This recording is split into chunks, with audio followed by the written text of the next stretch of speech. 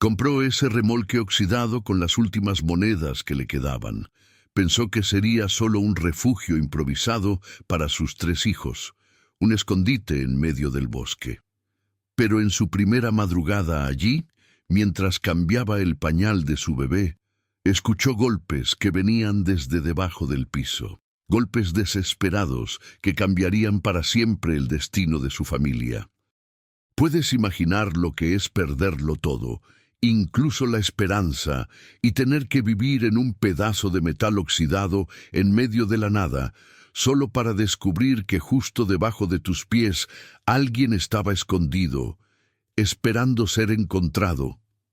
Antes de continuar, suscríbete al canal y activa la campanita, porque el final de esta historia te pondrá la piel de gallina. Y cuéntame en los comentarios, ¿tendrías el valor de abrir esa trampilla? ¿O cerrarías los ojos y fingirías que nunca escuchaste nada?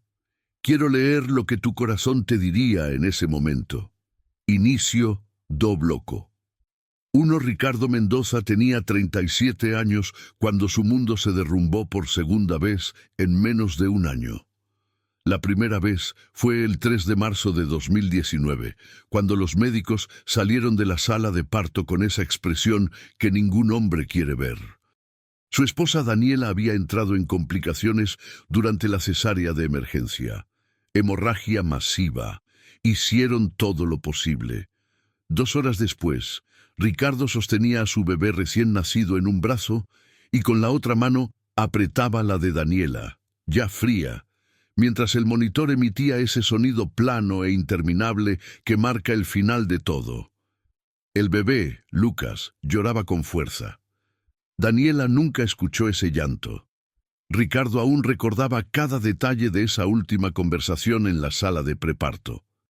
Daniela, con su barriga enorme y sus ojos cafés brillando de emoción, a pesar del dolor de las contracciones, le había tomado la mano. «Si algo me pasa», había dicho, y él la interrumpió inmediatamente. «No digas eso». Pero ella insistió, apretando más fuerte. «Escúchame, Ricardo. Si algo me pasa, prométeme que cuidarás de ellos. Prométeme que Miguel, Sofía y este pequeñito siempre sabrán que son amados, que nunca les faltará un hogar». Él había prometido sin pensar, creyendo que era solo el miedo hablando. Nunca imaginó que esa promesa se convertiría en la cadena más pesada y sagrada que cargaría. Los 11 meses que siguieron fueron una caída en cámara lenta hacia el abismo. Ricardo era mecánico, dueño de un pequeño taller en las afueras de Durango llamado Taller Mendoza e Hijos. Era un nombre optimista para un negocio modesto, pero funcionaba. O funcionaba hasta que las cuentas del hospital comenzaron a llegar. 265,000 pesos por la cesárea de emergencia, 180,000 por la estancia en terapia intensiva, 95,000 por medicamentos y procedimientos. El seguro cubrió una fracción miserable. El resto cayó sobre Ricardo como una avalancha de papel con sellos oficiales y letras rojas que decían «vencido». Vendió el coche familiar, un Nissan Suru del 2010 que Daniela adoraba porque era el primero que habían comprado juntos. Vendió las herramientas especializadas del taller, esas que su padre le había regalado cuando abrió el negocio. Pidió préstamos a antiguos clientes, a conocidos, a cualquiera que quisiera escuchar. Algunos lo ayudaron con compasión genuina. Otros lo miraron con pena y cerraron la puerta suavemente, pero no fue suficiente. Para enero de 2020 el taller estaba embargado. La casa que rentaban, un pequeño espacio de 2 recámaras con un patio donde Sofía jugaba con sus muñecas y Miguel practicaba fútbol, también se perdió. El dueño, don Armando, había sido paciente durante 3 meses, pero incluso la paciencia tiene un límite cuando hay cuentas que pagar. Ricardo se encontró en la calle, literalmente, con 3 niños. Miguel tenía 10 años y entendía demasiado para su edad. Sus ojos, antes llenos de esa chispa traviesa de la infancia, ahora lucían apagados y cautelosos. Sofía, de 7, Preguntaba cada noche por su mamá, y Ricardo no sabía qué responder más allá de «Está en el cielo, mi amor, cuidándonos». Y el bebé Lucas, de 11 meses, que no conoció a su madre, lloraba constantemente, como si su pequeño cuerpo supiera que algo fundamental faltaba en su mundo. Durante 2 semanas durmieron en el taller vacío, sobre colchonetas que Ricardo rescató de la basura. Cocinaba en una parrilla improvisada afuera. Los niños se bañaban con cubetas de agua fría. Miguel dejó de ir a la escuela. Sofía dejó de sonreír. Ricardo dejó de dormir. Y entonces llegó la notificación final. El nuevo dueño del taller, un empresario de la capital que lo había comprado en remate, quería tomar posesión inmediata. Les daba 72 horas para desalojar. Fue en ese momento de desesperación absoluta que Ricardo recordó el terreno. Su abuela Carmela, que había muerto 5 años atrás, le había dejado en herencia un pedazo de tierra a 40 kilómetros de Durango, en una zona boscosa cerca del pueblo de Vicente Guerrero. Ricardo nunca le prestó atención. Era un terreno alejado, sin servicios, rodeado de pinos y mezquites, inaccesible excepto por un camino de terracería lleno de baches. ¿Qué iba a hacer con eso? Pero ahora, con 85,000 pesos en el bolsillo, todo lo que quedaba después de vender hasta sus propias botas de trabajo buenas, ese terreno olvidado era lo único que tenía. Necesitaba un techo, lo que fuera, y lo necesitaba ya. Fue el viejo Chuy, un cliente del taller que había conocido a Ricardo desde niño, quien le dio la pista. Estaban tomando café aguado en un puesto callejero, y Ricardo, con los ojos rojos de no dormir, le contó su situación. Chuy escuchó en silencio, masticando lentamente un bolillo duro. «Mira, mijo», dijo finalmente, limpiándose las manos grasientas en el pantalón. «Conozco a un tipo que está vendiendo un remolque. Está viejo, pero tiene techo y paredes. Lo tiene en un terreno cerca de Vicente Guerrero. Está pidiendo 120,000, pero es un urgido. Si llegas con 80, 85, apuesto a que te lo da». Ricardo sintió una chispa de algo parecido a la esperanza. «¿Un remolque? ¿En qué condiciones?» Chuy hizo una mueca. «No te voy a mentir. Está jodido, pero es habitable si no eres exigente, y el tipo, don Mauricio se llama, es raro. Heredó ese terreno con el remolque de un tío que se murió hace años. Solo quiere deshacerse de él. Dice que le da mala espina». «Mala espina». Ya sabes cómo es la gente del campo, mijo. Supersticiones. El tío, un tal don Américo, era medio ermitaño. Vivía solo allá en el bosque. Dicen que murió de un infarto y lo encontraron días después. Desde entonces, el sobrino no quiere ni acercarse. Ricardo no creía en supersticiones. Creía en techos, en paredes, en un lugar donde sus hijos pudieran dormir sin miedo a que la policía los corriera en medio de la noche. «Dame el contacto». 2 días después, Ricardo conducía una camioneta prestada por el mismo Chuy por el camino de terracería hacia el terreno. Los niños iban atrás, callados. Miguel miraba por la ventana con expresión seria. Sofía abrazaba a su muñeca gastada. Lucas dormía en su portabebé, por una vez en paz. El camino era brutal. Baches del tamaño de cráteres, ramas bajas que raspaban el techo de la camioneta. Después de 25 minutos de traqueteo, llegaron a un claro rodeado de pinos altos. Y allí estaba, el remolque. Era una estructura rectangular de metal blanco, o que alguna vez fue blanco, ahora manchado de óxido y mugre. Medía aproximadamente 9 metros de largo por 3 de ancho. Estaba apoyado sobre bloques de cemento irregulares que lo elevaban apenas medio metro del suelo. Las ventanas tenían vidrios rotos, algunos cubiertos con plástico amarillento. La puerta principal colgaba torcida de una sola bisagra, pero tenía techo, tenía paredes y estaba en su terreno heredado. Don Mauricio, un hombre de unos 50 años con sombrero de palma y mirada nerviosa, ya estaba esperando. Fumaba un cigarro tras otro, pisándolos con violencia en la tierra seca. «Es eso», dijo sin preámbulos, señalando con el cigarro. «Yo no entro, hace años que no entro. Si lo quiere es suyo, pero tiene que decidir ya. Tengo que irme antes del anochecer». Ricardo bajó de la camioneta. «¿Puedo revisarlo?» «Haga lo que quiera. Yo me quedo aquí». Ricardo le indicó a Miguel que se quedara con sus hermanos y caminó hacia el remolque. Sus botas crujían sobre las agujas de pino secas. El aire olía a humedad y a algo más, algo vagamente metálico que no pudo identificar. Subió los 2 escalones improvisados de madera podrida. La puerta chirrió al abrirla. Adentro, la luz del atardecer entraba en rayos polvorientos por las ventanas rotas. El espacio era un desastre.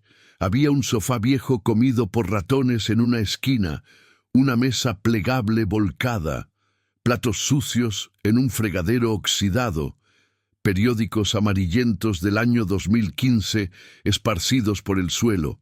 El piso era de madera contrachapada, manchada y combada en varios lugares, pero las paredes estaban intactas. El techo no goteaba, aunque tenía manchas de humedad. Había una pequeña estufa de gas, un baño diminuto con un retrete que probablemente no funcionaba, una recámara separada por una cortina rasgada. Era horrible, era deprimente, era lo mejor que Ricardo podía conseguir. Salió y encontró a don Mauricio fumando su cuarto cigarro. «Tengo 85,000 pesos», dijo Ricardo sin rodeos. «Es todo lo que tengo en el mundo». «¿Lo acepta?»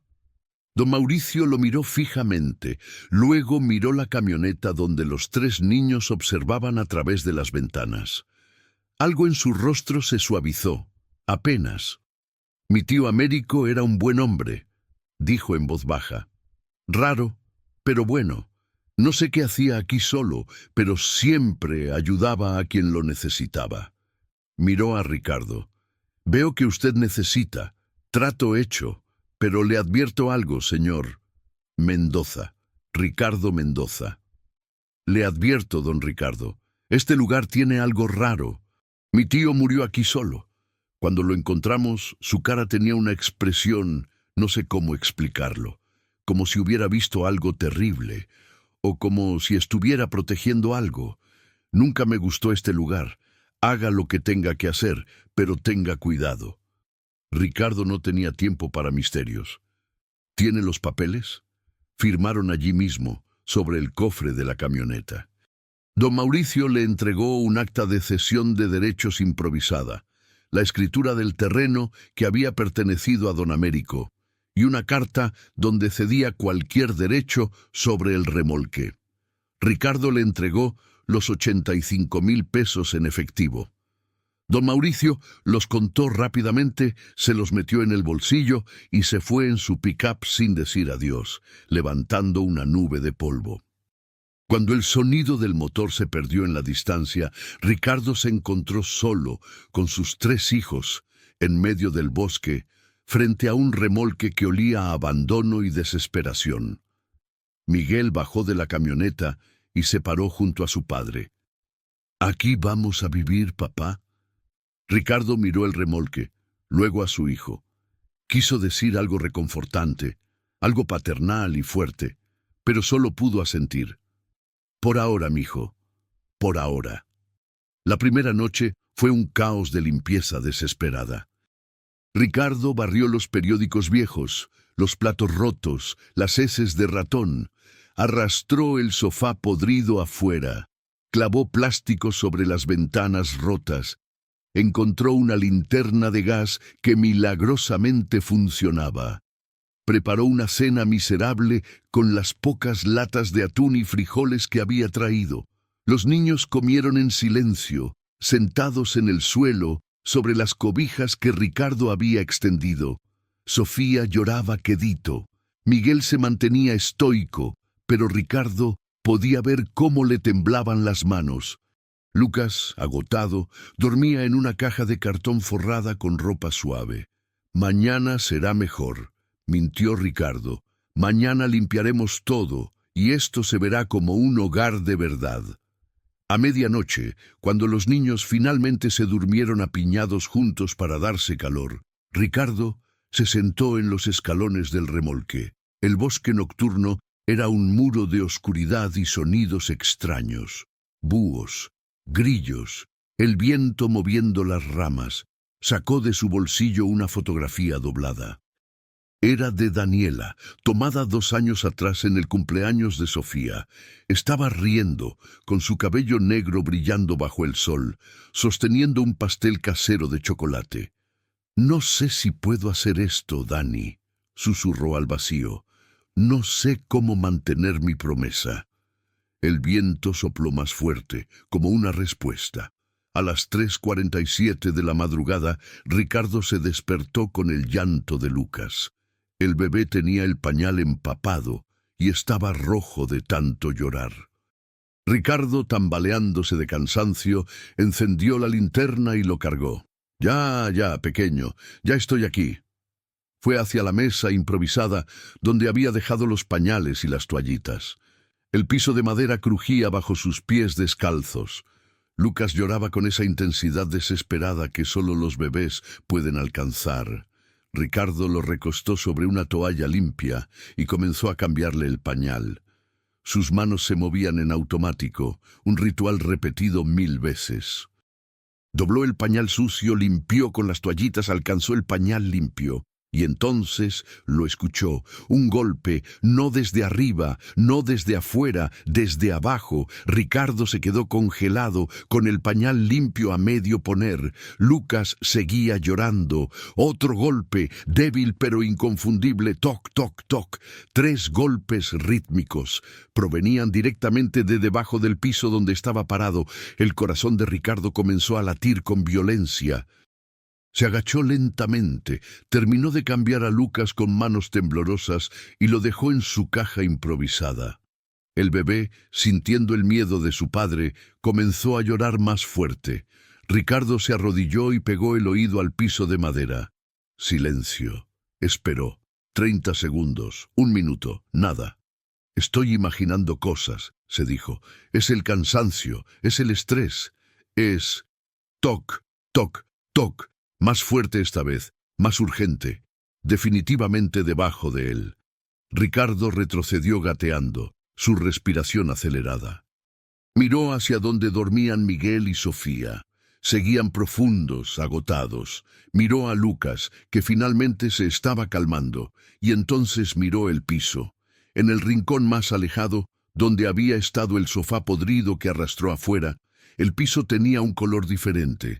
La madera era más oscura, como si fuera más nueva, o como si hubiera sido reemplazada. Ricardo gateó hacia ese rincón, con la linterna temblando en su mano. Cuando estuvo cerca, pasó los dedos por la madera. Había una línea, un rectángulo casi imperceptible, cortado en el piso, y en un extremo, oculto bajo años de mugre, había un pequeño gancho de metal. Una trampilla. Ricardo Mendoza, con el corazón latiendo tan fuerte que sentía que explotaría, se arrodilló frente a esa trampilla y supo, con una certeza absoluta y aterradora, que su vida estaba a punto de cambiar nuevamente. Solo que esta vez no sabía si sería para mejor o para peor. Sus dedos tocaron el gancho de metal. Y desde abajo, como respuesta, escuchó algo que lo heló hasta los huesos. No era un golpe, era una voz, débil, desesperada, femenina. «Por favor, ayuda». Ricardo se quedó paralizado, con los dedos aún tocando el gancho de metal de la trampilla. Su mente luchaba por procesar lo que acababa de escuchar. Una voz. Había una voz. Debajo del piso, en su remolque, en medio del maldito bosque. «¿Hola?» Su propia voz salió como un graznido ronco. ¿Hay Solo el alguien viento ahí? afuera y la respiración agitada Silencio. de Lucas, que finalmente se estaba durmiendo. Y entonces más clara esta vez, desesperada. «Agua. Por favor, agua». No era su imaginación, no era el cansancio. Había alguien, alguien real, alguien vivo, atrapado debajo de su piso. El instinto paternal de Ricardo fue inmediato: verificar a sus hijos. Miró hacia donde dormían Miguel y Sofía, acurrucados bajo una cobija delgada. Respiraban profundamente. Lucas había cerrado los ojos, su pequeño pecho subiendo y bajando rítmicamente. Ricardo volvió a mirar la trampilla. Su mano temblaba mientras agarraba el gancho de metal. ¿Debería abrirlo? ¿Y si era peligroso? ¿Y si había alguien armado esperando? ¿Y si era una trampa? Pero esa voz sonaba rota, moribunda. «Voy a abrir», susurró, sin saber exactamente por qué sentía la necesidad de advertir. «No me hagas daño, tengo niños aquí». Tiró del gancho. La trampilla estaba atascada, sellada por años de mugre y humedad. Tiró más fuerte. La madera crujió. Finalmente, con un sonido áspero que le puso los pelos de punta, la trampilla se levantó. Un olor escapó inmediatamente. No era el olor de la muerte que Ricardo había temido, pero era cercano. Era el olor de un cuerpo humano en condiciones extremas. Sudor rancio, sangre vieja, orina, desesperación. Ricardo casi vomitó. Levantó la linterna y enfocó hacia abajo. Lo que vio lo dejó sin aliento. Era un espacio pequeño, excavado directamente en la tierra bajo el remolque, aproximadamente 2 metros de ancho por 1,5 metros de profundidad. Las paredes estaban reforzadas con tablas de madera carcomidas. Había una escalera improvisada de 5 peldaños, y en el fondo, encogida en posición fetal sobre un colchón delgado manchado de sangre, había una mujer. Era joven, quizás de unos 26 o 27 años. Su cabello negro estaba pegado a su cara sudorosa. Tenía la ropa desgarrada, una blusa blanca que alguna vez fue profesional, ahora convertida en harapo manchado. Sus jeans estaban rotos en las rodillas, pero lo peor era su pierna izquierda. Estaba hinchada grotescamente desde el tobillo hasta el muslo. La piel tenía un color púrpura enfermizo con manchas negras. Había una herida abierta en la pantorrilla, infectada, supurando algo amarillento. Los ojos de la mujer estaban apenas abiertos, vidriosos por la fiebre. Cuando la luz de la linterna cayó sobre ella, intentó levantar una mano para protegerse, pero el movimiento fue débil, como si estuviera bajo el agua. «No me lleve», murmuró, su voz apenas audible. «Por favor, ellos me matarán». Ricardo sintió que el piso desaparecía bajo sus pies. Esto no podía estar pasando. No podía. Había comprado este remolque para salvar a su familia, no para encontrar esto. «Tranquila», dijo, su voz más firme de lo que se sentía. «No voy a hacerte daño. ¿Cuánto tiempo llevas aquí?» La mujer intentó hablar, pero solo logró un sonido gutural. Sus labios estaban tan agrietados que sangraban. Ricardo entendió. Agua. Necesitaba agua primero. Corrió hacia la pequeña cocina donde había dejado las botellas de agua que trajo. Agarró una, casi tropezando con las cajas en la oscuridad, y regresó a la trampilla. Bajó los 5 peldaños. El espacio era tan pequeño que tuvo que agacharse completamente. El olor aquí abajo era aún peor. Había un balde en la esquina que había sido usado como letrina improvisada. Botellas de agua vacías, esparcidas, envoltorios de barritas de granola, evidencia de que alguien había preparado este escondite, pero hacía días que se habían acabado los suministros. Ricardo se arrodilló junto a la mujer y le levantó la cabeza con cuidado. Ella gimió de dolor. «Despacio», susurró Ricardo. «Despacio. Toma un poco». Llevó la botella a sus labios. Ella bebió con desesperación, tosiendo, atragantándose, pero sin detenerse. Ricardo tuvo que quitarle la botella. No tan rápido. Te vas a ahogar. Esperó unos segundos y le dio más. Ella bebió 3/4 de la botella antes de colapsar nuevamente sobre el colchón, respirando pesadamente. «Gracias», susurró. «Gracias. Pensé que iba a morir aquí». «¿Qué pasó? ¿Quién eres? ¿Cómo llegaste aquí?» La mujer cerró los ojos.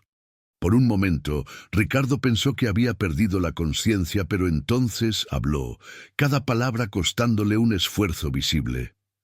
Adriana Soto. Abrió los ojos y miró a Ricardo con una intensidad febril. «No llame a la policía, por favor. Son ellos. Son parte de esto». «¿Parte de qué? No entiendo nada». Adriana tragó con dificultad. «Don Américo, el dueño, me ayudó, me escondió, construyó esto para mí, pero se murió. Su corazón, lo vi morir, su voz se quebró. Intenté salir, pero mi pierna está rota, es infectada, no puedo caminar. Pensé en gritar, pero ellos patrullan el camino. Tenía miedo». Ricardo sintió un escalofrío. «¿Quiénes patrullan? ¿De qué estás hablando?» «El cártel, el comandante Salazar. Me están buscando, porque vi...» Se detuvo, su cuerpo sacudido por arcadas secas.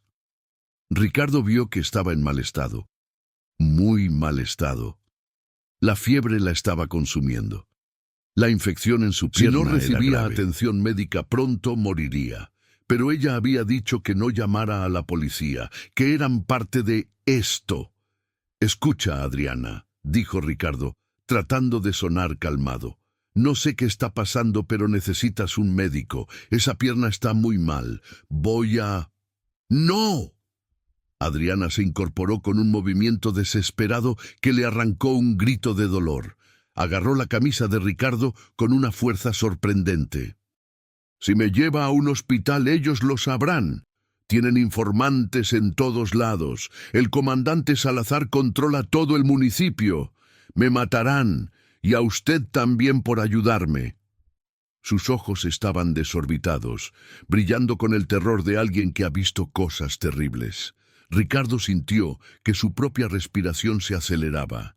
«Tranquila, está bien. No voy a llevarte a ningún lado sin tu permiso, pero necesito entender qué está pasando». Adriana lo soltó y se dejó caer de nuevo, llorando silenciosamente. Ricardo esperó. Arriba escuchó un quejido. Uno de los niños se estaba moviendo. No tenía mucho tiempo. «Habla rápido», dijo. «Mis hijos están arriba. Necesito saber en qué me acabo de meter». Adriana se limpió las lágrimas con el dorso de la mano temblorosa y comenzó a hablar, su voz débil pero urgente. «Soy contadora, o era. Trabajaba para Maderas del Norte, una empresa maderera en Durango. Pensé que era un trabajo normal.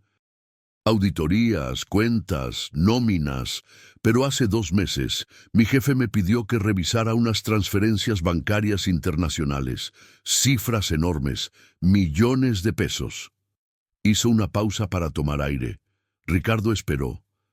«Al principio no sospeché nada. Empresas grandes mueven mucho dinero, pero algo no cuadraba. Las cuentas destino cambiaban constantemente.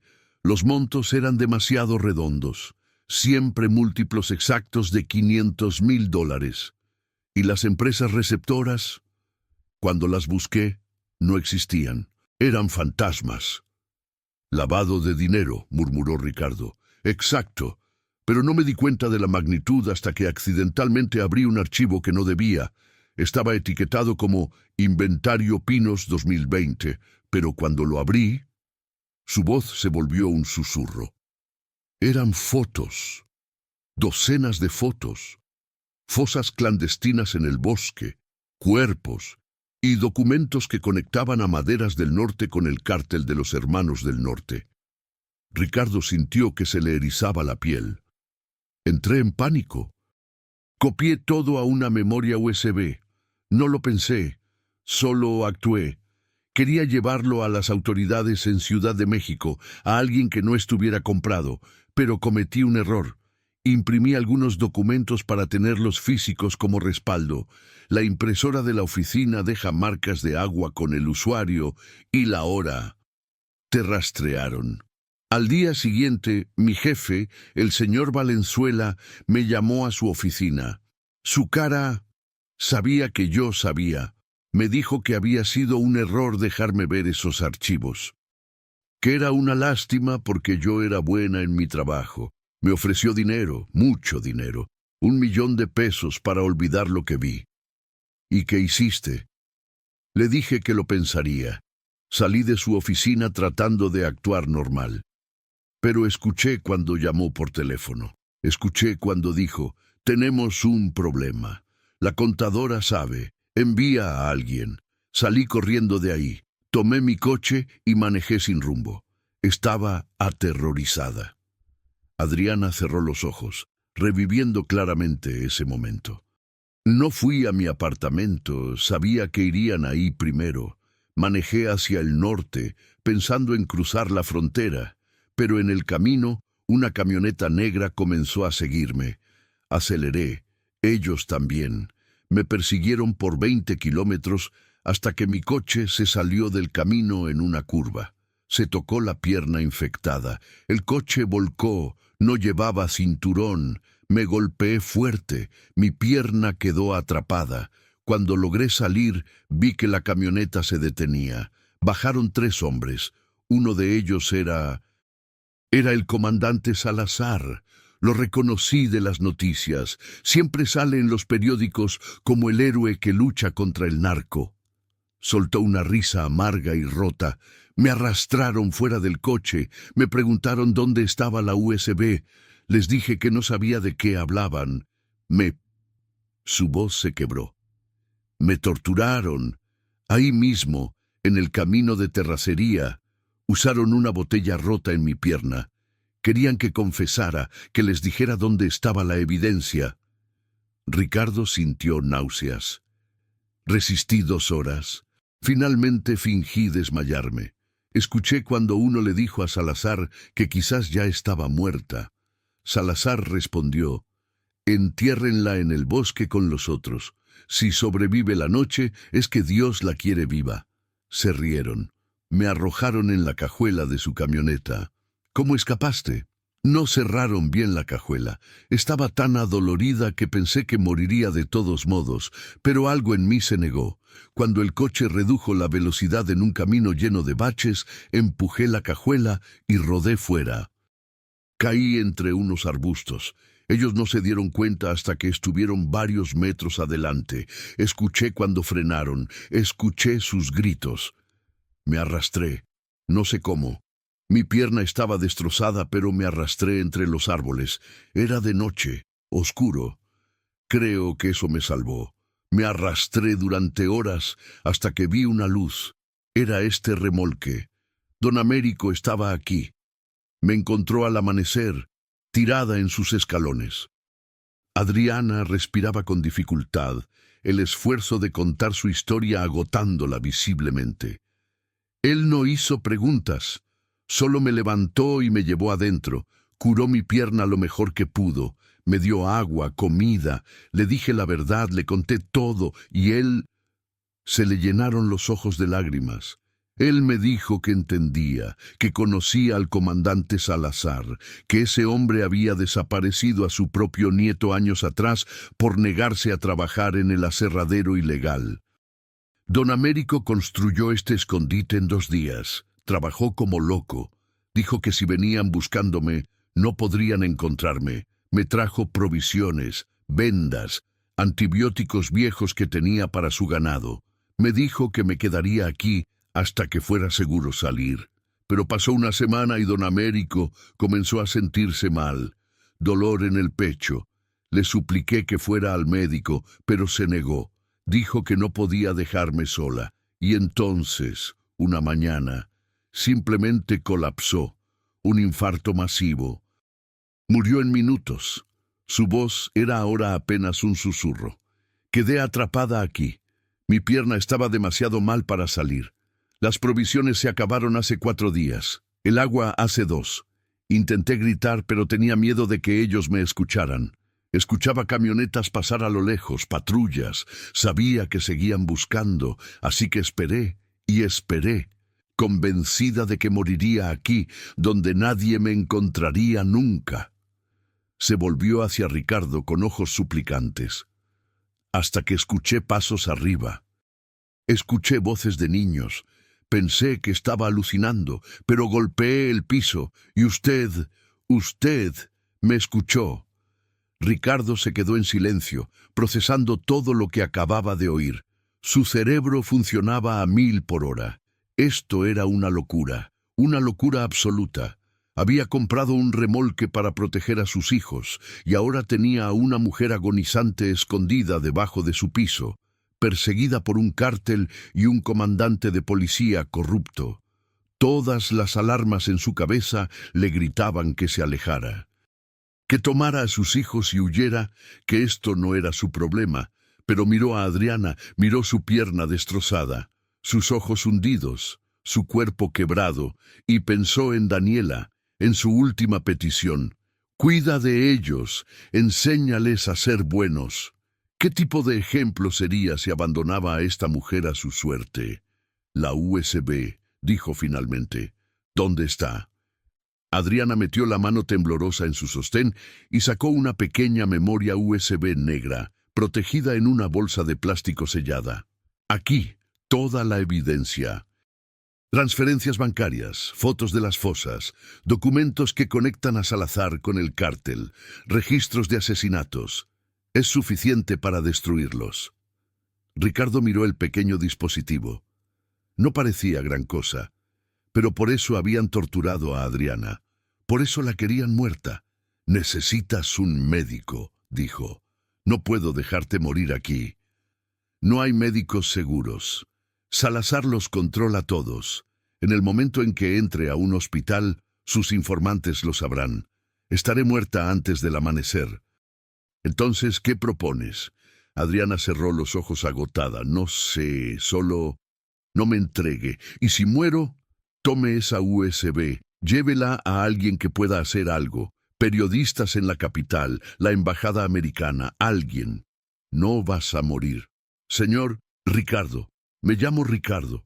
Ricardo, mire mi pierna. Estoy muriéndome. Lo sé. Solo quiero que esta evidencia no muera conmigo. Ricardo se puso de pie, su cabeza casi tocando el techo del sótano improvisado. Voy a pensar en algo. Pero ahora tienes que descansar. Voy a traerte comida y más agua. ¿Hay algo más que necesites inmediatamente? Antibióticos, cualquier cosa. Voy a ver qué puedo hacer. Subió la escalera, sintiendo las piernas como gelatina. Cuando cerró la trampilla detrás de él, se quedó ahí de rodillas, tratando de procesar lo que acababa de pasar. ¡Papá! Ricardo se volteó bruscamente.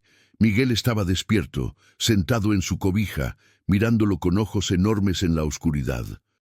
El corazón de Ricardo se detuvo. «Mijo, ¿cuánto tiempo llevas despierto?» Miguel tragó saliva.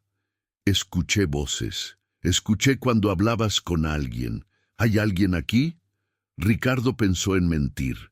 Pensó en decirle que había sido una pesadilla, que no había nada. Pero miró a su hijo de 10 años, que había madurado demasiado rápido, que había perdido a su madre y su hogar, y supo que no podía.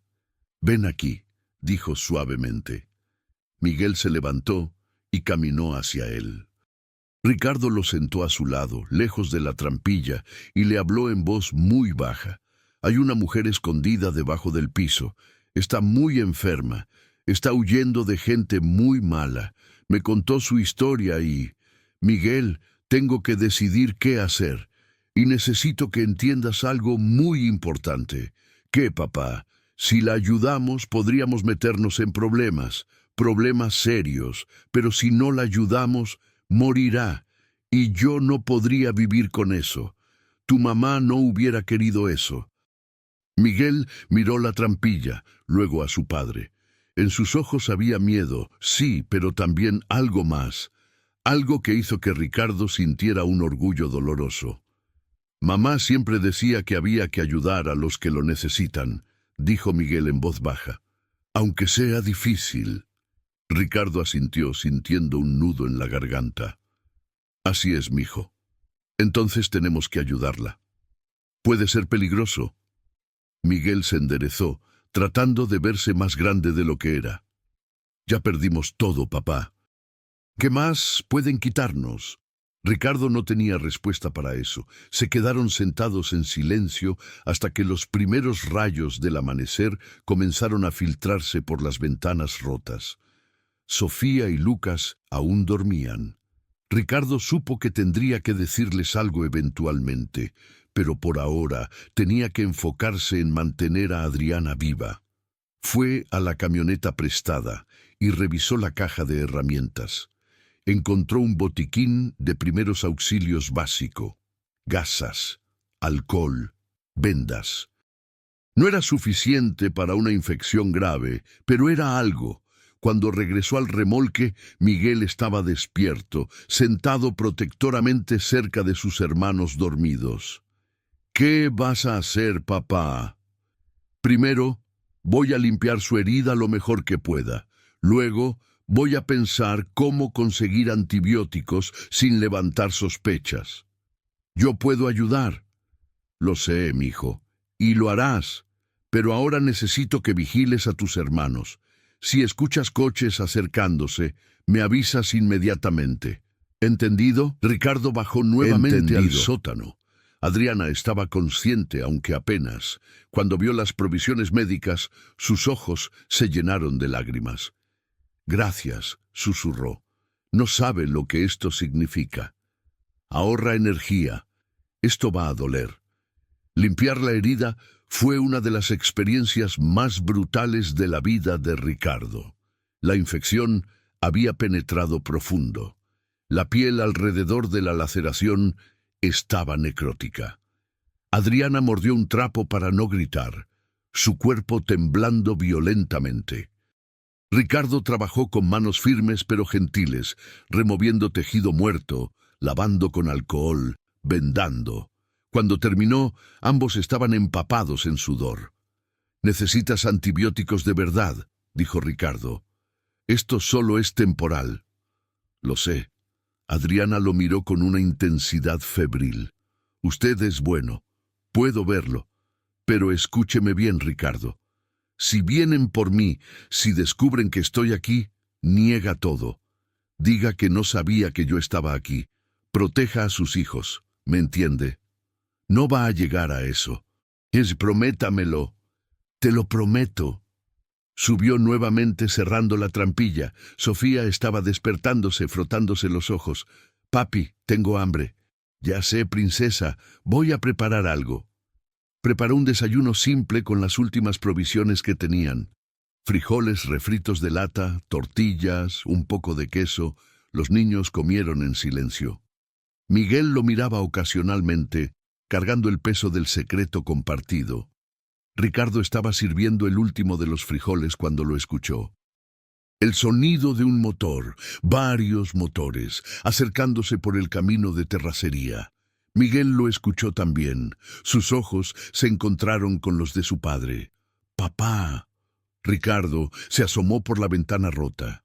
Su sangre se congeló. 3 camionetas negras subían por el camino, levantando nubes de polvo.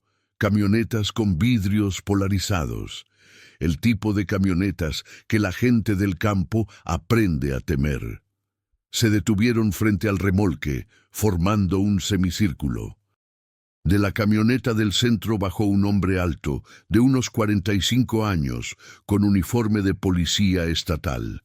Llevaba lentes oscuros y una sonrisa que no llegaba a sus ojos. El comandante Salazar había llegado, y Ricardo Mendoza supo, con una claridad absoluta y aterradora, que la verdadera pesadilla apenas estaba comenzando. Ricardo sintió que el tiempo se ralentizaba. Las 3 camionetas negras bloqueaban completamente la salida del camino. 6 hombres bajaron de los vehículos, todos con el mismo aspecto, jeans oscuros, botas, camisas de vestir ajustadas que marcaban los bultos de armas en sus cinturones. Dos de ellos llevaban rifles de asalto colgados casualmente al hombro. Pero el comandante Salazar era diferente. Su uniforme estaba impecablemente planchado, sus insignias brillaban bajo el sol de la mañana. Caminaba con la confianza de un hombre que sabe que es intocable. Se quitó los lentes oscuros y miró el remolque con una expresión que mezclaba curiosidad y desprecio. «Papá». La voz de Miguel temblaba. Sofía se había despertado con el ruido de los motores y ahora se aferraba a la pierna de su padre, sintiendo el peligro sin entenderlo completamente. Ricardo se obligó a mantener la calma. Su mente funcionaba a toda velocidad. Adriana estaba bajo el piso. Estos hombres la estaban buscando. Si registraban el remolque a fondo, encontrarían la trampilla. Y entonces no podía permitir que entraran. «Miguel», susurró rápidamente, «lleva a tu hermana y al bebé a la recámara de atrás. Cierren la cortina, no salgan sin importar lo que escuchen. ¿Entendido? Pero papá, ahora». Miguel agarró a Sofía de la mano y corrió hacia la parte trasera del remolque. Ricardo escuchó el sonido de la cortina rasgada cerrándose. Lucas comenzó a quejarse, pero Miguel debió calmarlo porque el llanto no aumentó. Ricardo respiró hondo y salió del remolque. El sol de la mañana le pegó en la cara. Era un día hermoso, irónico, considerando lo que estaba a punto de pasar. Bajó los escalones con las manos visibles, tratando de parecer relajado, pero no sumiso. El comandante Salazar lo evaluó con una mirada que había perfeccionado tras años de intimidación. Ricardo reconoció ese tipo de mirada. La había visto en cobradores de deudas, en burócratas corruptos, en hombres que disfrutaban el poder que tenían sobre otros. «Buenos días», dijo Salazar con una sonrisa que no era una sonrisa. «Disculpe la intrusión temprana. Soy el comandante Salazar, de la Policía Estatal. Estamos realizando un operativo de búsqueda en la zona». «Buenos días, comandante». Ricardo mantuvo su voz firme. «¿Puedo preguntar qué están buscando?» «Una fugitiva, una mujer joven, cabello negro, aproximadamente 1.65 de altura. Es peligrosa. Está involucrada con el crimen organizado. Tenemos reportes de que podría estar escondiéndose en esta área». Ricardo fingió sorpresa. «¿En serio? No he visto a nadie. Acabo de mudarme aquí hace apenas 2 días». Salazar miró el remolque destartalado, las ventanas rotas cubiertas con plástico. «¿Se mudó aquí? ¿Con su familia?» «Es temporal. Tuve algunos problemas económicos. Este lugar es mío. Bueno, el terreno es mío, heredado». «Ya veo». Salazar caminó lentamente alrededor de Ricardo, como un depredador evaluando a su presa. «¿Y dice que no ha visto a nadie sospechoso?» «Nadie. Como le digo, apenas llegamos. Hemos estado ocupados limpiando». Uno de los hombres, un tipo fornido con cicatriz en la mejilla, se acercó a Salazar y le susurró algo al oído. Salazar asintió y volvió su atención a Ricardo. «Verá, señor Mendoza, Ricardo Mendoza». «Señor Mendoza, tenemos información confiable de que la fugitiva estuvo en este lugar hace aproximadamente una semana. El anterior ocupante, un tal Américo Sánchez, era conocido por, digamos, ayudar a personas indeseables. ¿Lo conoció usted?» Ricardo negó con la cabeza. «Compré el remolque a través de un sobrino. Don Américo ya había muerto cuando yo llegué. Nunca lo conocí». «¡Qué conveniente!». Salazar se detuvo frente a Ricardo, demasiado cerca, invadiendo su espacio personal. «¿No le molestaría entonces si revisamos el remolque? Solo por precaución, para asegurarnos de que usted y su familia están seguros». El corazón de Ricardo latía tan fuerte que estaba seguro de que Salazar podía escucharlo. «Tiene una orden de cateo». Salazar sonrió. y esta vez la sonrisa era genuina, genuinamente peligrosa. Señor Mendoza, esto es un operativo de seguridad. Estamos buscando a una criminal peligrosa. Puedo obtener una orden en 1 hora, o puede cooperar ahora y ahorrarnos a todos tiempo y problemas. ¿Qué prefiere? Ricardo sabía que estaba atrapado. Si se negaba, sería sospechoso. Si los dejaba entrar, encontrarían la trampilla. Adriana moriría. Probablemente él también. Tomó una decisión desesperada. Comandante, seré honesto con usted. Bajó la voz como si estuviera compartiendo un secreto. Acabo de mudarme aquí con mis 3 hijos. Uno es apenas un bebé.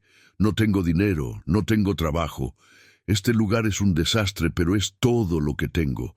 Si usted y sus hombres entran y, digamos, encuentran algo comprometedor que el anterior dueño haya dejado, no sé, drogas, armas, lo que sea, yo sería el responsable legal. ¿Me entiende?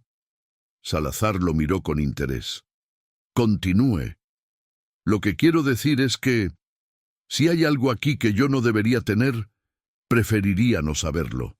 Y ciertamente, preferiría que las autoridades no lo supieran tampoco. Soy solo un hombre tratando de sobrevivir con sus hijos. No me meta en problemas que no son míos. Era una apuesta arriesgada.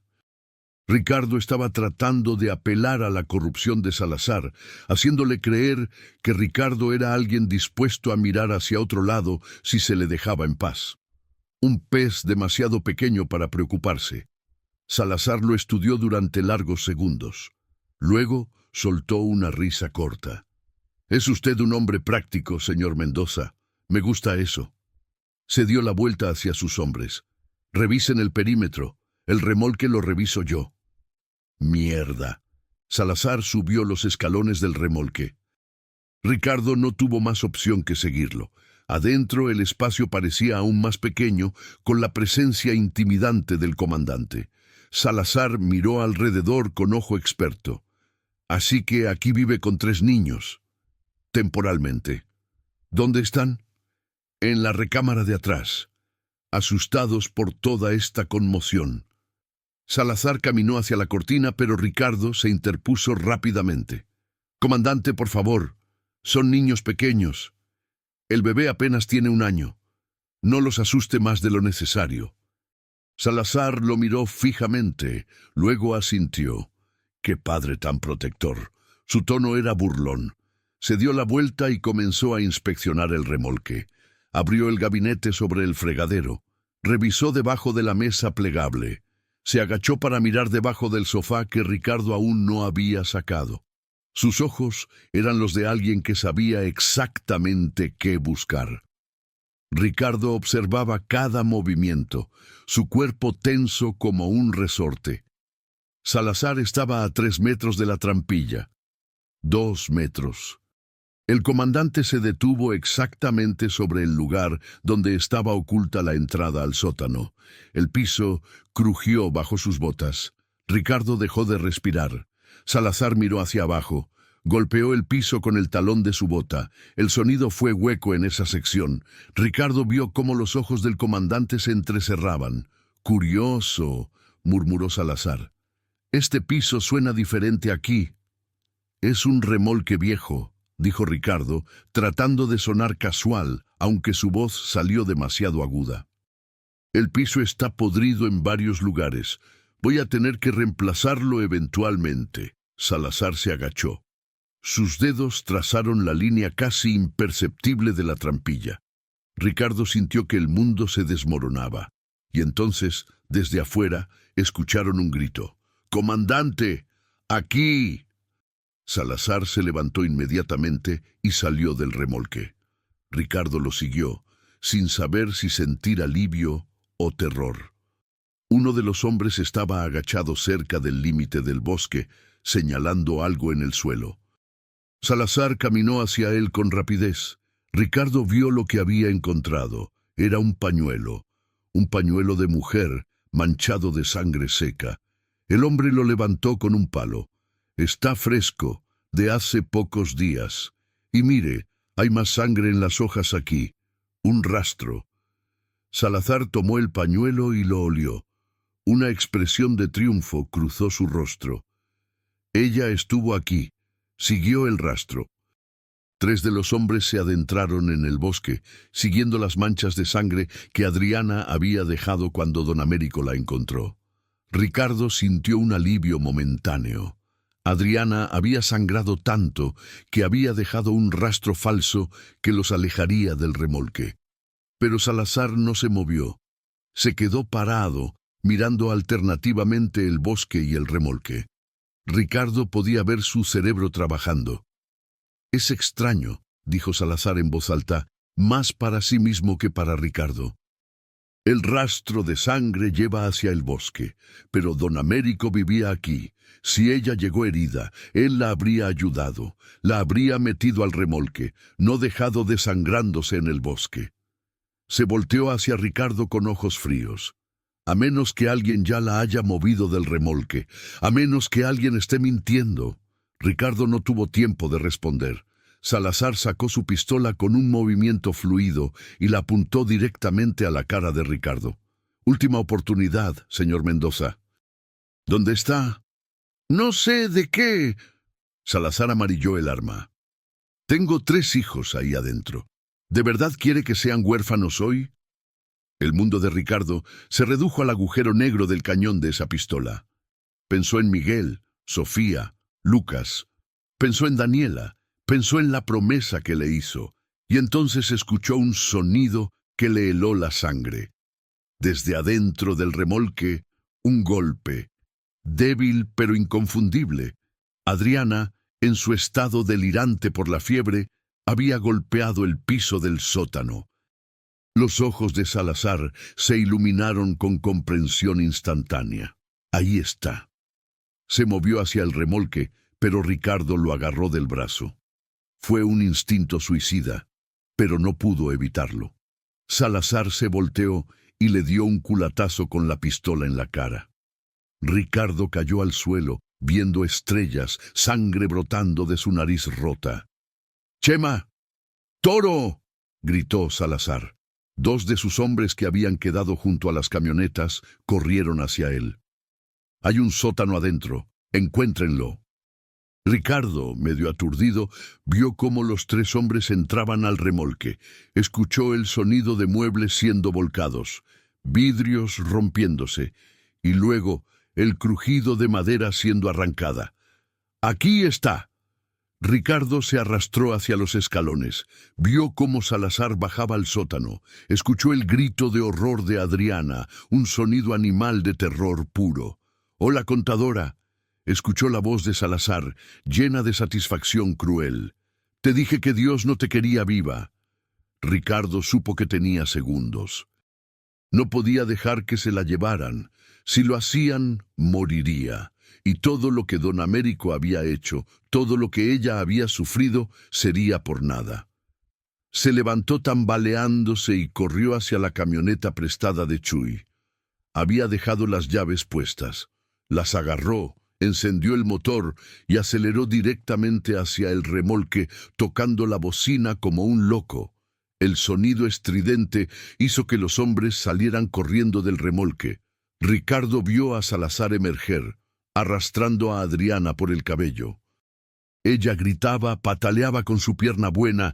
Ricardo tomó la decisión más loca de su vida. Bajó de la camioneta dejándola en neutral, corrió hacia el remolque y subió los escalones en 2 zancadas. «Miguel, tomen al bebé y a Sofía y salgan por la ventana de atrás. Corran hacia el bosque, no miren atrás». Escuchó el sonido de vidrios rompiéndose, los gritos asustados de sus hijos. Pero confiaba en que Miguel obedecería. Luego, Ricardo hizo algo completamente irracional. Agarró la lámpara de gas que había estado usando y la arrojó contra la estufa, donde había un tanque de gas portátil.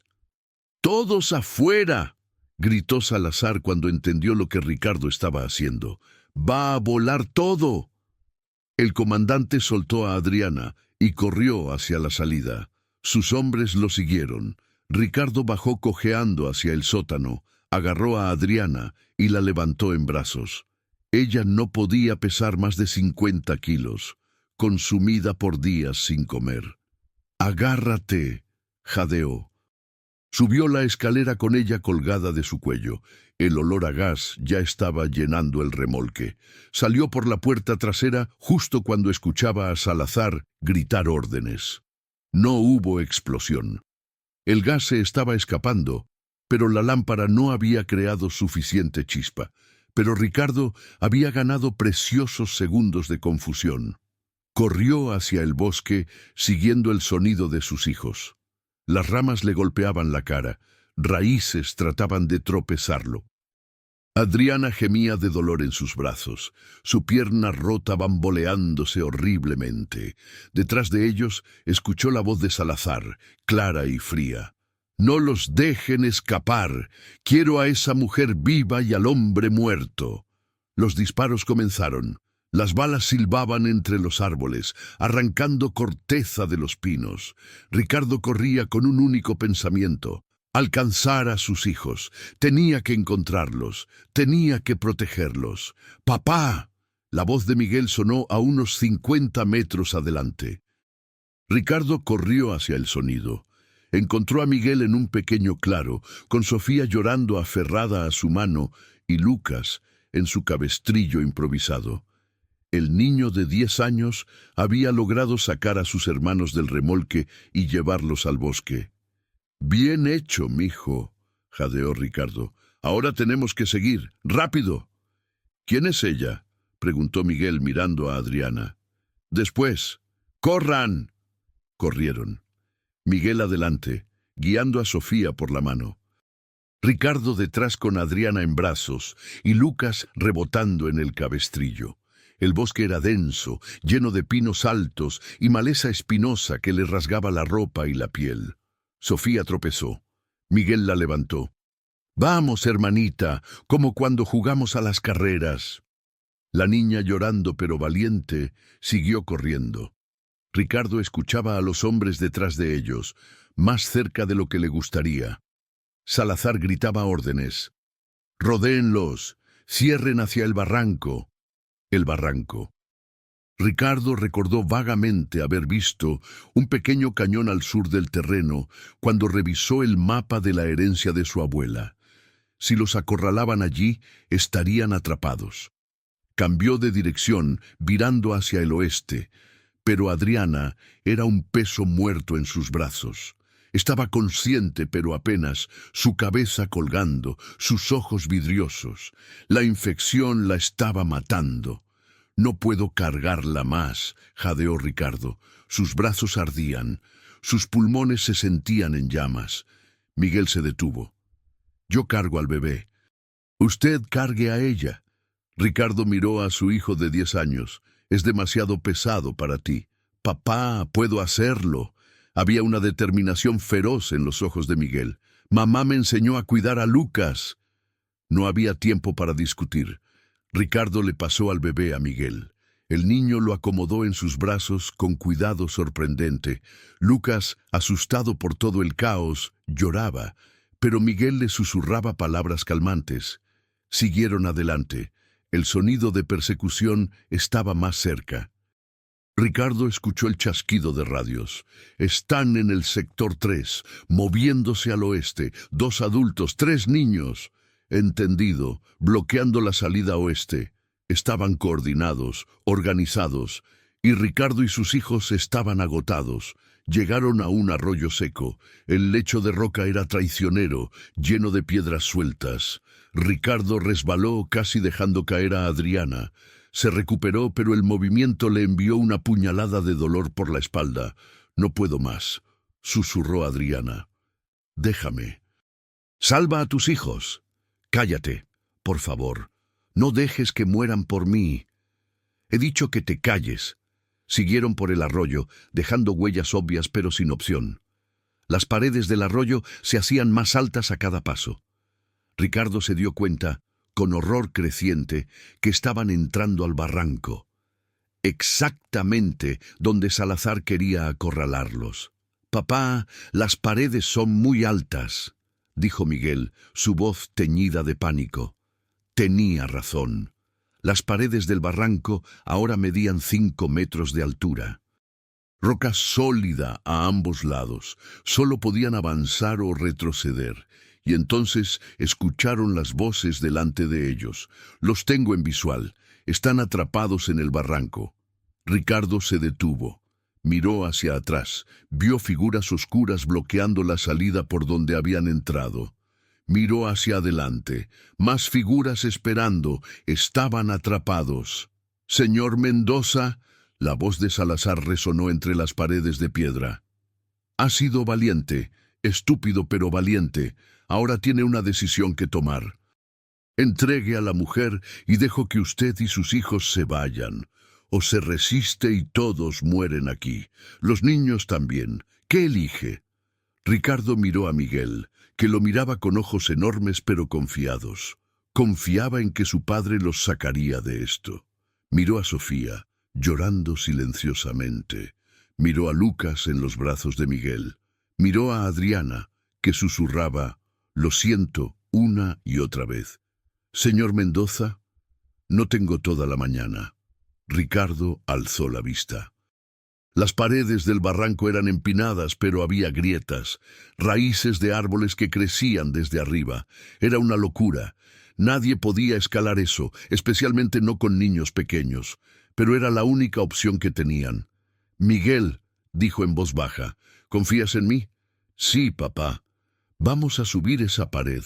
Miguel miró hacia arriba, luego a su padre. Asintió. «Está bien. Última oportunidad, Mendoza». Ricardo se volteó hacia donde estaba la voz de Salazar. «Vaya al infierno». La respuesta fue una ráfaga de disparos que rebotaron en las paredes del barranco. «¡Suban!», gritó Ricardo. Empujó a Miguel hacia la pared. El niño comenzó a trepar, con Lucas aún en sus brazos, usando las grietas y raíces como agarres. Era increíblemente peligroso. Un paso en falso y caerían. Sofía lloraba aterrorizada. «No puedo, papi. Tengo miedo». «Sí puedes. Mira a tu hermano. Haz lo que él hace». La niña, con lágrimas corriendo por su cara, comenzó a trepar. Sus manos pequeñas se aferraban a las grietas. Ricardo subía detrás de ella, sosteniendo a Adriana con un brazo y usando el otro para ayudar a Sofía, guiando sus pies a los lugares seguros. Más disparos. Una bala pasó tan cerca que Ricardo sintió el aire caliente junto a su oreja. «¡Deténganse o disparo para matar!», gritó Salazar, pero seguían subiendo, metro a metro. Adriana se aferraba al cuello de Ricardo con fuerza desesperada. Miguel estaba casi arriba, su cara roja del esfuerzo. Sofía lloraba, pero no se detenía. Ricardo escuchó movimiento abajo. Los hombres de Salazar estaban comenzando a trepar también. «¡Más rápido!». Las manos de Ricardo sangraban. Los músculos le ardían. Sofía gritó cuando su pie resbaló, pero Ricardo la sostuvo. Miguel llegó a la cima, se arrastró sobre el borde y luego se volteó para ayudar a Sofía. «¡Dame tu mano!». La niña extendió su mano. Miguel la agarró y la subió con una fuerza que no debería tener un niño de 10 años. Ricardo estaba a medio camino cuando sintió que algo lo jalaba desde abajo. Uno de los hombres había alcanzado su pie y estaba tratando de jalarlo hacia abajo. Ricardo pateó con fuerza, golpeando la cara del hombre. Escuchó un grito, un crujido, y el hombre cayó de vuelta al lecho del arroyo, pero el movimiento hizo que Ricardo perdiera su agarre. Resbaló, raspándose el pecho contra la roca, Adriana gritando en sus brazos. Se detuvo agarrándose de una raíz. La raíz crujió peligrosamente. «¡Papá!». Miguel estaba arriba, extendiendo su mano. Demasiado lejos. Ricardo no podía alcanzarlo sin soltar a Adriana. «¡Toma!». Miguel se quitó el cinturón de sus pantalones y lo extendió hacia abajo. Ricardo cambió a Adriana a una posición donde pudiera sostenerla con un brazo, alcanzó con la otra mano y agarró el cinturón. Un niño de 10 años jalando el peso de un hombre adulto y una mujer. Era imposible, pero Miguel jaló. Con cada gramo de fuerza que tenía, se plantó en el suelo y jaló. Sofía se unió agarrando a su hermano por la cintura. Entre los dos niños lograron darle a Ricardo el impulso suficiente para que encontrara otro agarre con el pie. Empujó, subió, uno más, otro. Un disparo resonó. Ricardo sintió fuego explotando en su pierna izquierda. Había sido alcanzado. El dolor era cegador, alucinante. Perdió su agarre con una mano, pero se aferró con la otra. Adriana gritó. Miguel gritó. «¡No te sueltes, papá! ¡No te sueltes!». Ricardo no soltó. No podía. Con su pierna destrozada colgando inútil, con cada nervio en su cuerpo gritando, se obligó a subir esos últimos metros. Miguel lo agarró de la camisa.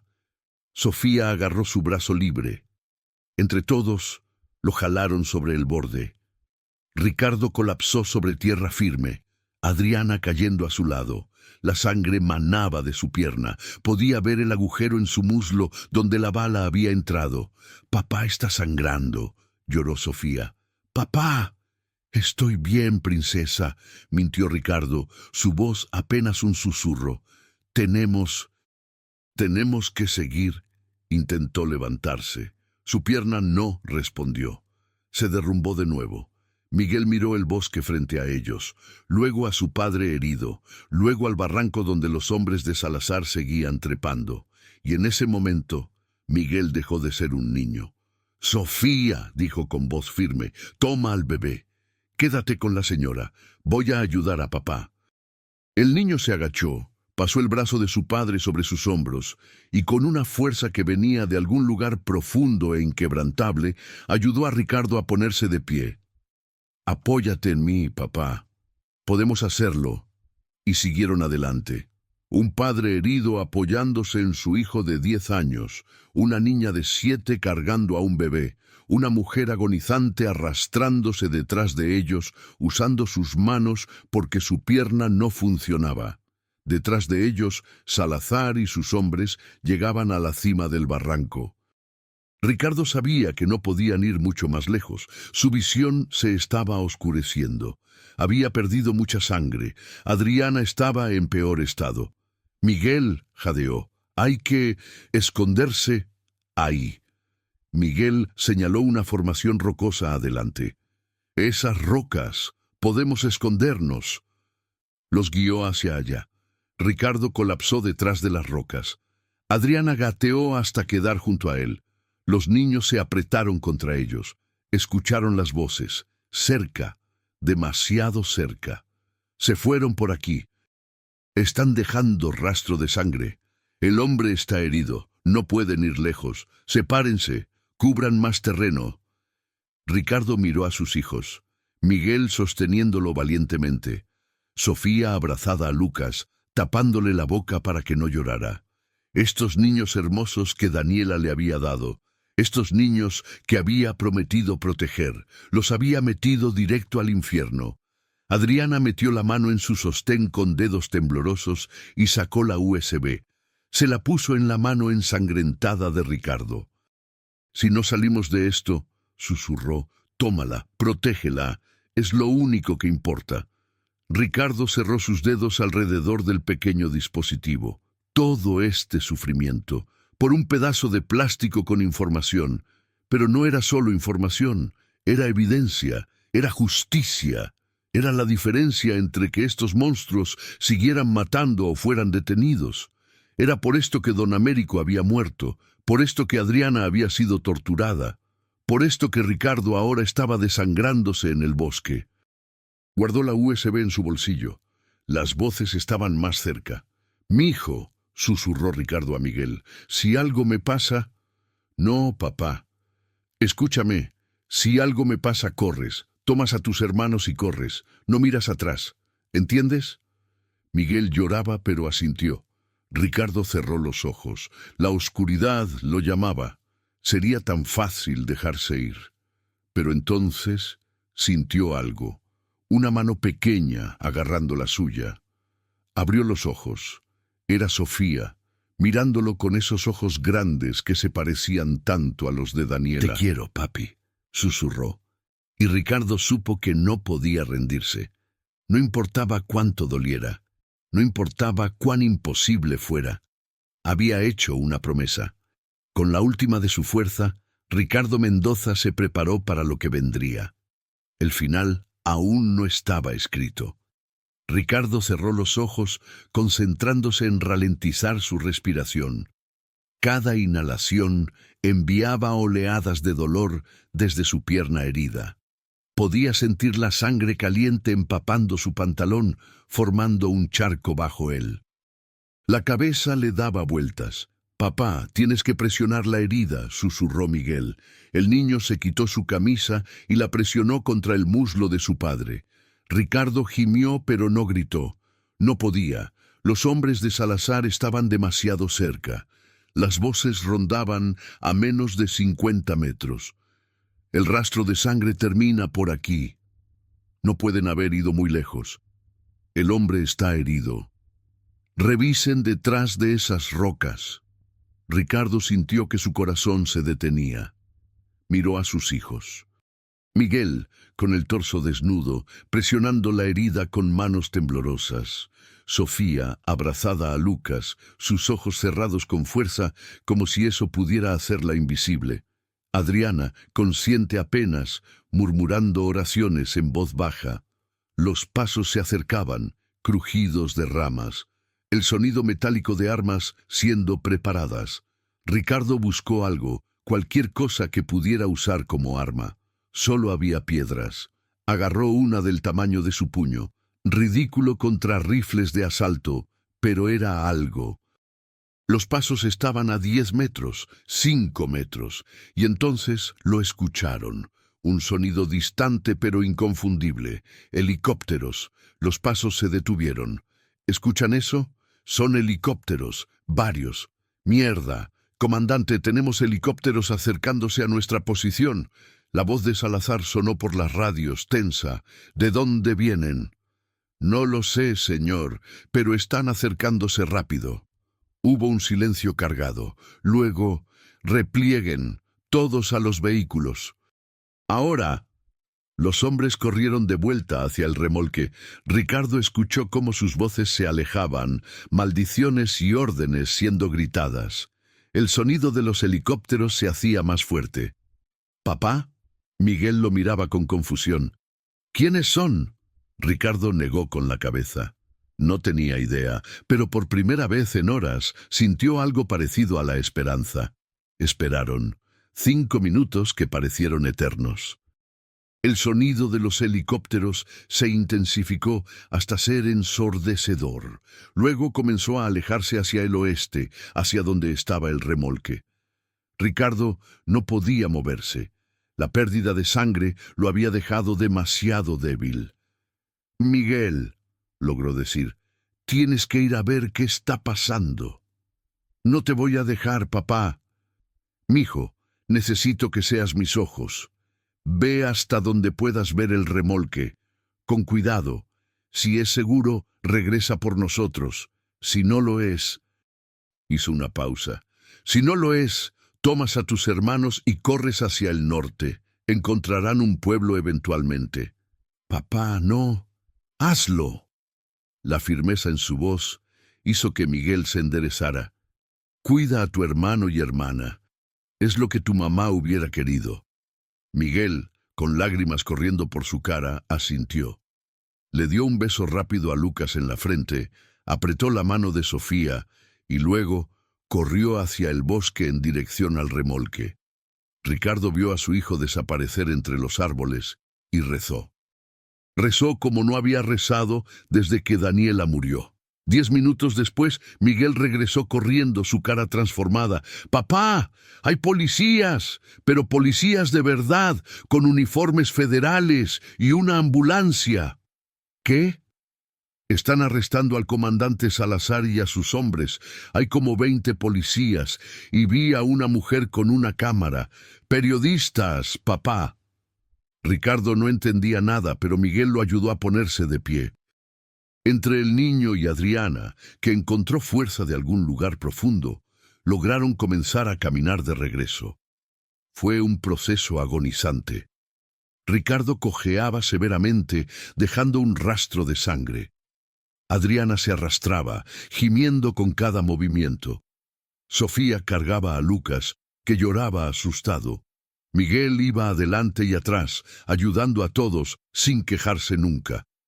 Cuando finalmente llegaron al claro donde estaba el remolque, la escena era surreal.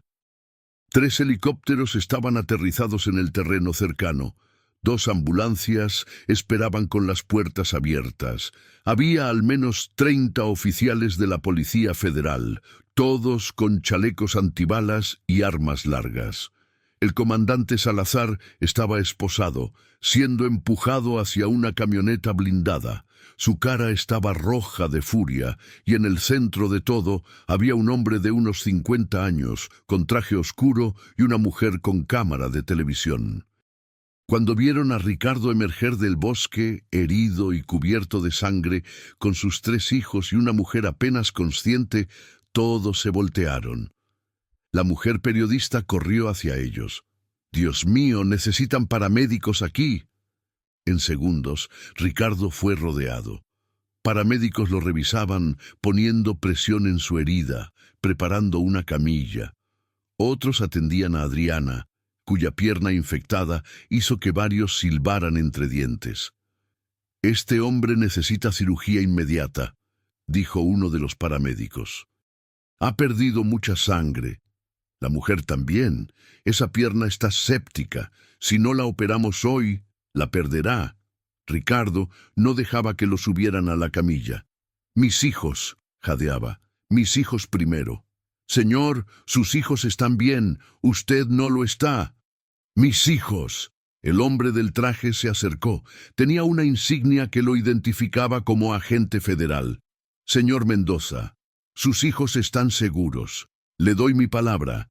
Ahora deje que lo atiendan». «Oh, ¿cómo sabe mi nombre? ¿Qué está pasando?»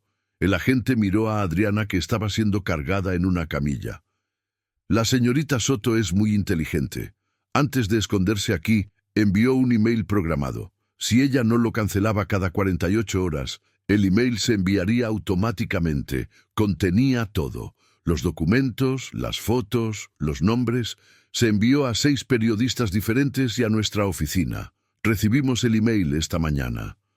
Ricardo miró a Adriana. Ella, con los ojos apenas abiertos, logró una sonrisa débil. «Tú...» Ricardo no pudo terminar la frase. La oscuridad finalmente lo reclamó. Ricardo despertó 3 días después en un hospital de la Ciudad de México. Lo primero que vio fue a Miguel dormido en una silla junto a su cama, con Lucas acurrucado en su regazo. Sofía estaba en otra silla, también dormida, abrazando su muñeca gastada. Lo segundo que sintió fue dolor, menos que antes, pero presente. Miró hacia abajo y vio su pierna vendada, elevada. Despertó. Una enfermera entró, sonriente. «Bienvenido de vuelta, señor Mendoza. Nos dio un susto. Mis hijos están bien. No los hemos podido sacar de aquí.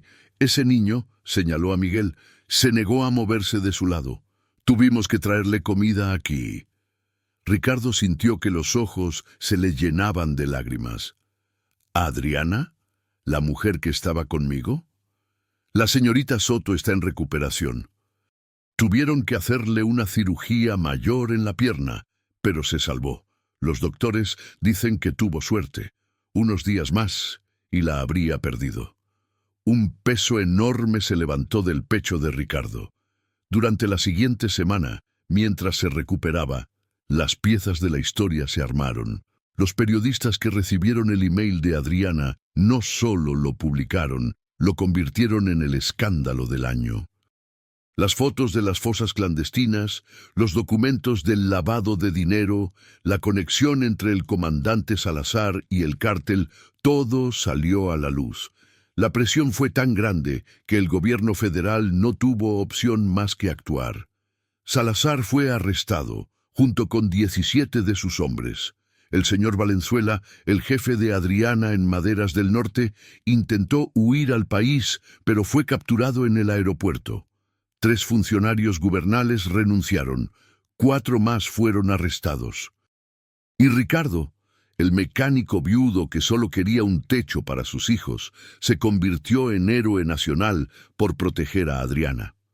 Los periodistas querían entrevistarlo. Los programas de televisión lo invitaban. Le ofrecían dinero por su historia. Ricardo rechazó todo.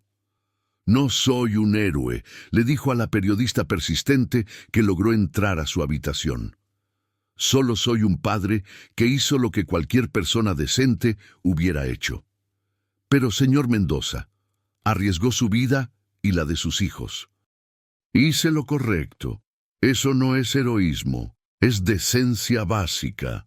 La única entrevista que aceptó fue con una fundación de derechos humanos que le ofreció algo que sí necesitaba: ayuda legal gratuita, asistencia para encontrar vivienda y un programa de apoyo psicológico para sus hijos. Adriana fue visitada por decenas de organizaciones. Le ofrecieron protección de testigos, asilo en Estados Unidos, trabajo en varias ONGs. Ella aceptó entrar al programa de protección de testigos, pero con una condición: que la familia Mendoza recibiera la misma protección. Don Américo me salvó, Ricardo me salvó, ahora yo los salvo a ellos. 3 meses después, Ricardo Mendoza y sus 3 hijos fueron reubicados en Chihuahua, en una casa pequeña pero digna. El gobierno le ayudó a abrir un taller mecánico modesto. No era gran cosa, pero era honesto, era suyo. Miguel volvió a la escuela. Las primeras semanas fueron difíciles, las pesadillas lo despertaban gritando, pero lentamente, con terapia y con el amor de su familia, comenzó a sanar. Siguió siendo el hermano mayor protector, pero poco a poco recuperó algo de su infancia perdida. Sofía también luchó, desarrolló miedo a los extraños, se aferraba a su padre constantemente. Pero una maestra paciente en su nueva escuela la ayudó. Le enseñó que había gente buena en el mundo, que no todos eran como los hombres malos que las persiguieron. Lucas era demasiado pequeño para recordar. Para él, todo esto sería solo historias que le contarían cuando fuera mayor. Adriana visitaba cada 2 meses. Su pierna sanó, pero quedó con una cojera permanente que le recordaría para siempre lo que había sobrevivido. Testificó en el juicio contra Salazar y los otros. Su testimonio, combinado con la evidencia de la USB, aseguró que ninguno viera la libertad otra vez. Se convirtió en auditora para una organización internacional contra la corrupción. Su trabajo era buscar exactamente el tipo de operaciones que casi le cuestan la vida, y se convirtió en parte de la familia Mendoza. Chihuahua, México, septiembre de 2022. 2 años y medio después de aquella noche horrible en el remolque. Era domingo por la tarde. El pequeño taller Mendoza e Hijos, Ricardo nunca cambió el nombre, estaba cerrado. En el patio trasero de su casa, Ricardo preparaba carne asada en una parrilla improvisada. Miguel, ahora de 12 años, jugaba fútbol con otros niños del vecindario. Había crecido al menos 10 centímetros. Su voz comenzaba a cambiar. Ya no tenía esa mirada de adulto forzado en sus ojos. Volvía a ser un niño. Bueno, un niño que había visto demasiado, pero un niño al fin. Sofía, de 9, dibujaba en una mesa bajo la sombra de un árbol. Sus dibujos ya no eran oscuros y aterradores como los primeros meses después del incidente. Ahora dibujaba flores, arcoíris, su familia sonriendo. Lucas, de 3 años y medio, corría en círculos persiguiendo una pelota, riendo con esa risa pura que solo los niños pequeños pueden tener. No tenía idea de que su padre lo había cargado mientras huían de hombres con armas, y Ricardo rezaba para que nunca tuviera que saberlo. La puerta del patio se abrió. Adriana entró, cojeando ligeramente, cargando un pastel. «Llegué, disculpen el retraso. El tráfico desde el aeropuerto estaba horrible. Tía Adriana». Sofía corrió y la abrazó. Adriana no era realmente su tía, pero así es como los niños habían comenzado a llamarla, y el título se quedó. Lucas también corrió, gritando «Titi, Titi», con sus brazos extendidos. Adriana se arrodilló, ignorando el dolor en su pierna, y abrazó a los niños. Ricardo vio la escena y sintió ese nudo familiar en la garganta. «¿Cómo estuvo el viaje?», preguntó mientras volteaba la carne. «Largo pero productivo. Cerramos 2 casos en Veracruz. 2 funcionarios corruptos que no volverán a ver un peso de dinero sucio». «Bien hecho». Adriana se sentó en una de las sillas de plástico, observando a Ricardo cocinar.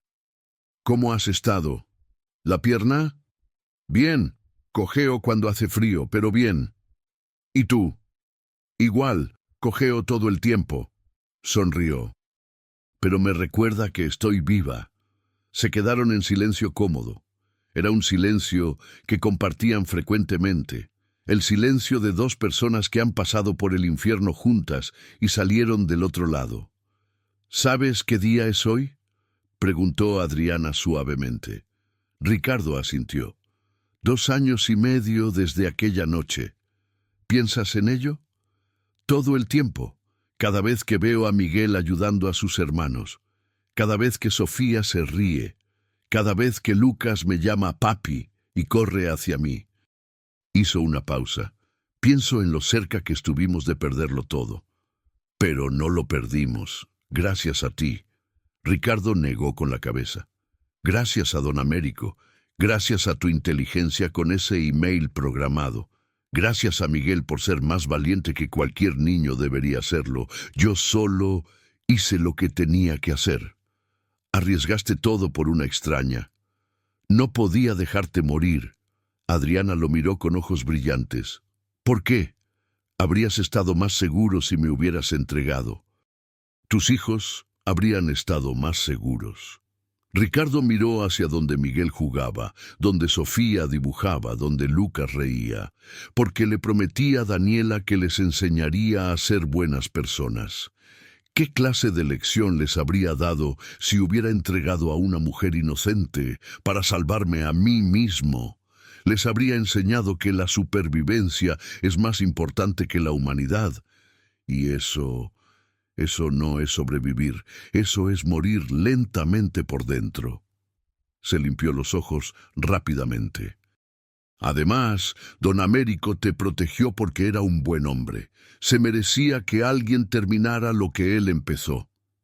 Adriana se levantó y abrazó a Ricardo desde atrás mientras él cocinaba. Salvaste mi vida, y yo salvé la tuya con ese email. Estamos empatados. Empatados. Miguel se acercó corriendo, sudado y feliz. Papá, ya está lista la carne. Morimos de hambre. Casi campeón. Dile a tu hermana que ponga la mesa. Miguel corrió de vuelta.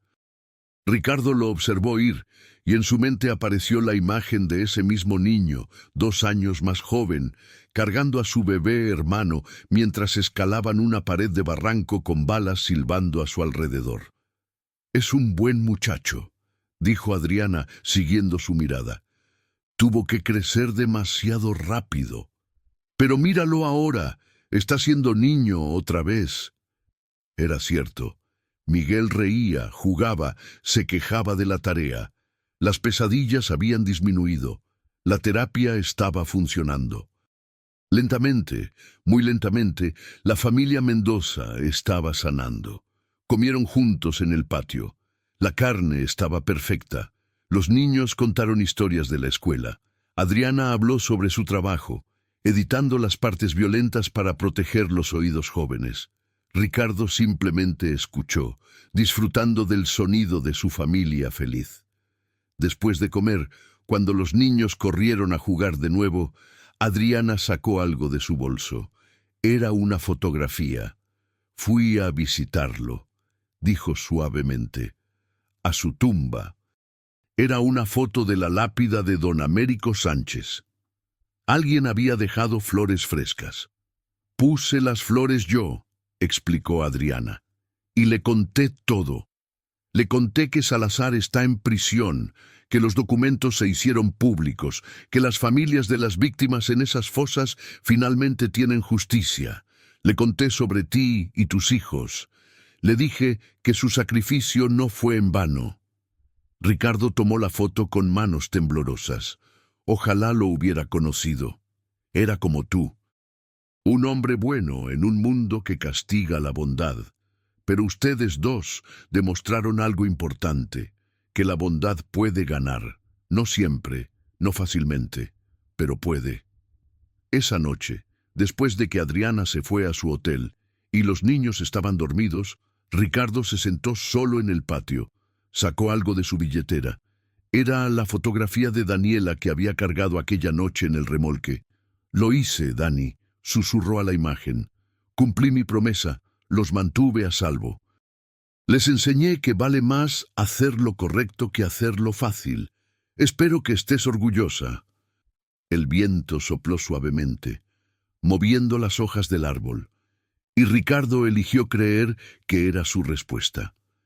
Se quedó ahí, bajo las estrellas, pensando en todo lo que había perdido y todo lo que había ganado. Había perdido a su esposa, su taller original, su casa, su seguridad. Había ganado una cicatriz permanente en su pierna que le dolía cuando llovía. Pero cuando miraba a sus hijos durmiendo seguros en sus camas, cuando veía a Miguel sonriendo genuinamente, cuando escuchaba a Sofía cantar mientras dibujaba, cuando Lucas lo llamaba papi, con ese amor incondicional, sabía algo con certeza absoluta. Había comprado ese remolque oxidado pensando que compraba un techo, pero terminó comprando algo mucho más valioso. Compró la oportunidad de ser el hombre que Daniela creía que era. Compró la oportunidad de enseñarle a sus hijos que hay cosas más importantes que la supervivencia. Compró la oportunidad de demostrar que un hombre ordinario puede hacer cosas extraordinarias cuando se trata de proteger a los que ama. Y eso, pensó Ricardo mientras entraba a su casa y besaba a cada uno de sus hijos dormidos en la frente, eso valía todo el dolor, porque al final no somos recordados por lo que tuvimos, somos recordados por lo que hicimos cuando tenerlo todo nos fue arrebatado. Y Ricardo Mendoza, mecánico viudo de 39 años, podía dormir en paz, sabiendo que cuando llegó su momento de ser probado, cuando el universo le preguntó qué tipo de hombre era realmente, él había dado la respuesta correcta. Había elegido ser humano. Y eso, en un mundo que constantemente nos pide ser monstruos, es el acto más valiente de todos. Ricardo compró ese remolque con todo lo que tenía, pensando que compraba un techo. Pero terminó comprando algo mucho más valioso, la oportunidad de demostrarle a sus hijos que vale más un gramo de valor que una tonelada de miedo. La oportunidad de enseñarles que a veces salvar a un extraño es la única forma de salvarte a ti mismo. La oportunidad de probar que la bondad, aunque cueste todo, siempre vale la pena. ¿Y tú? ¿Qué te pareció la decisión de Ricardo? ¿Fue una locura? ¿Fue valentía? ¿O fue simplemente lo que un padre debe hacer? ¿Qué habrías hecho tú en su lugar? ¿Habrías abierto esa trampilla? ¿Habrías protegido a Adriana sabiendo que ponías en riesgo a tus propios hijos? Me conmueve profundamente leer sus propias historias de fortaleza aquí en el canal. Las decisiones difíciles que ustedes han tomado en sus propias vidas. Los momentos en que eligieron lo correcto aunque costara todo. Si esta historia te tocó el corazón, si crees que la compasión es el acto de resistencia más grande que existe, si crees que en un mundo que nos pide ser egoístas hay que atreverse a ser generosos, te invito a suscribirte y activar la campanita. No estás solo en esta comunidad de personas que sienten profundo, que creen que la humanidad todavía vale la pena. Cuéntanos en los comentarios qué fue lo que sentiste. ¿Qué aprendiste de la decisión de Ricardo en ese remolque? Queremos leerte. Queremos saber tu historia. Y por favor, comparte este video para que la voz de Ricardo, de Adriana, de Don Américo y de tantas personas que hacen lo correcto cuando nadie las ve, llegue a más corazones que necesitan recordar que la bondad todavía existe.